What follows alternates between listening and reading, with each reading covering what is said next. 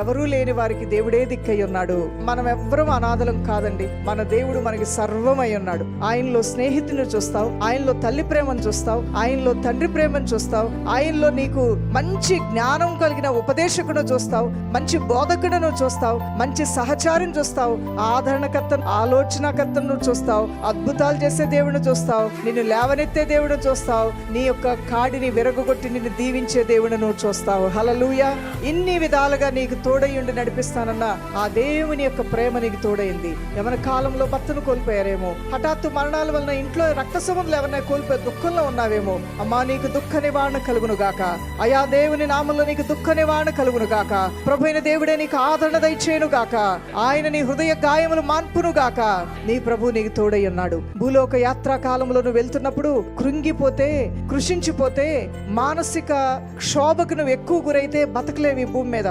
నువ్వు బతకాలి అంటే నువ్వు ధైర్యం ఉండాలి. బ్రతకాలి అంటే నీవు దేవుని సన్నిధిలో భయమును విడవాలి, దిగులను విడాలి, చింతను విడవాలి, ఐహిక విచారమును విడాలి. ఇవన్నీ విడవకుండా వీడితో బ్రతకాలంటే ప్రతిరోజు నీకు ఒక దినదిన గండంగా మారుతుంది. చచ్చిపోయిన వాళ్ళు ఒక రకంగా చచ్చిపోతే బతికుండా నువ్వు చచ్చిన వ్యక్తిలాగా జీవిస్తూ ఉంటావు. ఒక సామెత ఉంటుంది కదా, చితి శవాన్ని కాలుస్తే చింత మనిషి హృదయాన్ని కాలుస్తూ ఉంటుందంట. చింతలో ఉన్నావా దేవుని బిడ్డ, బయటికి రావాలి. ఆ స్థితిని నువ్వు దాటి రావాలని ఈ పరిశుద్ధాత్మ దేవుడు, ఈ సర్వశక్తి దేవుడు ఈ జీవగ్రంథంలో ఈ 90 సంవత్సరాలు బతకండ్రా, మీరు మంచిగా బతకండి, బతికేదేదో చచ్చిపోతా ఆత్మహత్య చేసుకుంటా అని రకరకాల క్షోభలకు మీరు లోనైపోయి మనసుని విచారానికి లోన్ చేసుకొని బ్రతుకుని మరి ఎడారిమయంగా చేసుకోవద్దు. బతుకుతూ నా మాటల్లో బతకండి, నేనిచ్చిన ధైర్యంతో బతకండి, నేనిచ్చిన ఆదరణతో బతకండి.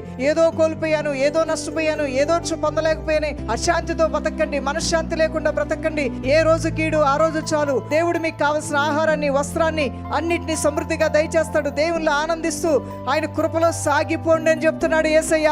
హల్లెలూయా. బతకాలి దైవజనమా. నీ ఇంట్లో ఎన్ని వస్తువులున్నా, నీ ఇంట్లో ఎంత ధాన్యం ఉన్నా, నువ్వు మెడలో వేసుకోవడానికి ఎంత వెండి బంగారములున్నా అవి నిన్ను బ్రతికించలేవు. దేవుని వాక్యే నిన్ను బ్రతికిస్తుంది.